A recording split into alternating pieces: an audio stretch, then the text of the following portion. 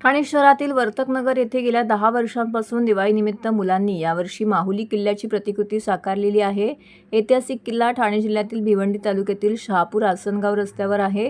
हा किल्ला म्हणजे 3 शिखरांचा समूह आहे। माहुलीगड मध्यभागी तर पळसगड उत्तरेला आणि भंडारगड दक्षिणेला आहे। हा किल्ला ठाणे जिल्ह्यातील सर्वात उंच किल्ला मानला जातो आणि ट्रेकिंग गिर्यारोहणासाठी एक लोकप्रिय ठिकाण आहे। ठाण्याच्या वर्तकनगर परिसरातील घरकुल मित्र मंडळाने ह्या किल्ल्याची माहिती देऊन परिसरातील मुलं आणि तरुणांनी तयार केलेला 10 बाय 25 चौरस फूट 3.5 फूट उंच माहुली किल्ल्याची प्रतिकृती येथे तयार केली आहे।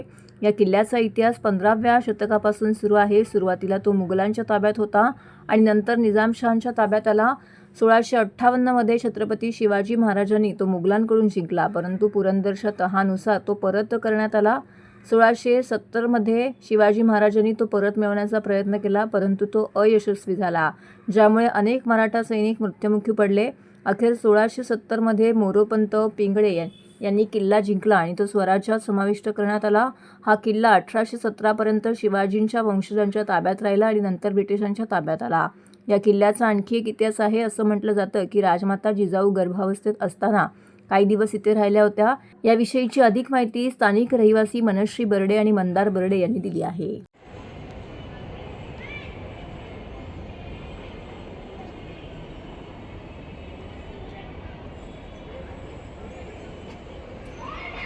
निकलला आहे मला आता ऑफिसला आहे ते हा प्रथमेश म्हणून पण आहे हा. प्रथमेश म्हणून पण आहे बरोबर शेवटचं 5191 आहे। बरोबर प्रथमेश पण आहे। अवधूत जो आहे तो मेन यांचा हे आहे म्हणजे अवधूत अवधूत भरतो म्हणून आणि प्रथमेश बरोबरचे कार्यकर्ते आहेत। नमस्कार, जय शिवराय। माझं नाव मंदार बर्डे आहे आणि आता आपण जिथे आहोत ती वास्तू आहे वर्तकनगर एरियामधील ठाण्याच्या वर्तकनगर परिसरातील घरकुल मित्रमंडळ म्हणून जी सोसायटी आहे आमची, या सोसायटीच्या बाजूची ही वास्तू आहे।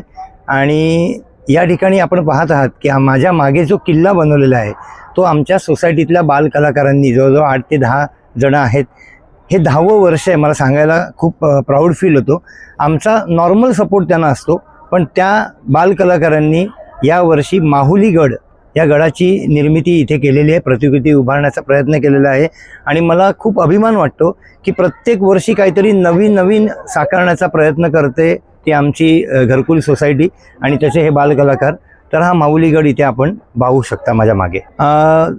कसं आहे ना साहेब की ह्या ठिकाणी जो आपण किल्ला बनवलेला आहे हे आमचे 10 वर्षाचा, ह्याच्या मागे एकच आमचा संकल्प आहे की लक्षात घ्या, महाराजांनी जी संस्कृती जपलेली आहे, जे महाराजांची शिकवण आहे, ही आपण नेहमी बोलतो, पण आज आपण जर पाहतो तर पालक आपल्या मुलांना हातात जर काही रडलं किंवा हट्ट केला तर मोबाईल देतात आणि आजकालची ही छोटी पिढी आहे ना, ही मोबाईलमध्ये अडकलेली आहे।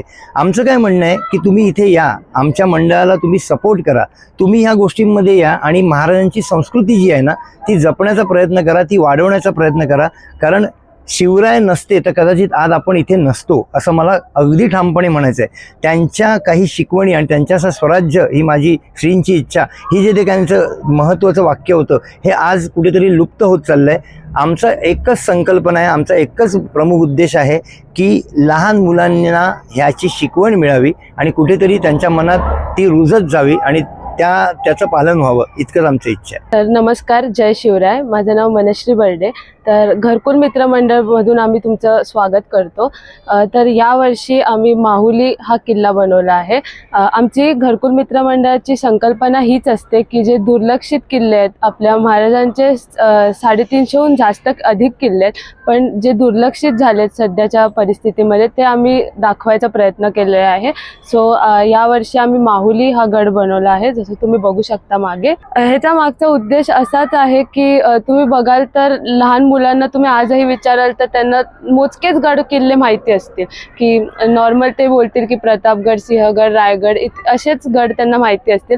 पण जर तुम्ही बघाल तर आपल्या महाराजांचे 350हून अधिक किल्ले आहेत आणि त्यांचा इतका मोठा इतिहासात वाटा आहे, तरी लोकांना, मुलांना ते माहिती नाही आहे। तर आमचा तोच संकल्प असतो की जास्तीत जास्त लोकांपर्यंत ही माहिती गेली पाहिजे आणि आम्ही जे बनवलं ते त्यासाठीच बनवलं. 9 ते 10 लोकांचे आमचा ग्रुप आहे.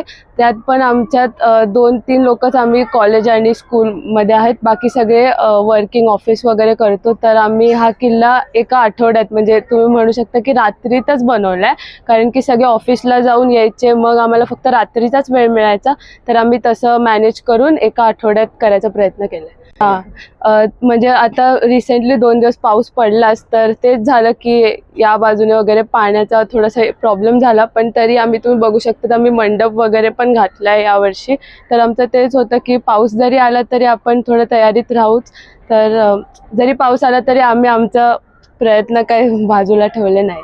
माझं आव्हान आहे, आमच्या सगळ्यांचं आव्हान आहे की जे मुलं आजकालच्या टेक्नॉलॉजीच्या जनरेशनमध्ये गुंतलेले आहेत, जे कधी ट्रेकिंग त्यांना माहिती नाही आहे, किल्ला बघणं माहिती नाही आहे, महाराजांची संस्कृती माहिती नाही आहे, त्यांच्यासाठी माझे एक आव्हान आहे की त्यांनी हा किल्ला नक्की येऊन पाहावा आणि हा इतिहास महाराजांचा आमच्याकडून जाणून घ्यावा. आणि जर त्यांना पॉसिबल झालं तर त्यांनी या किल्ल्याला नक्की भेट द्यावी आणि तिकडे जाऊन प्रत्यक्षात या गोष्टी अनुभव घ्यावा.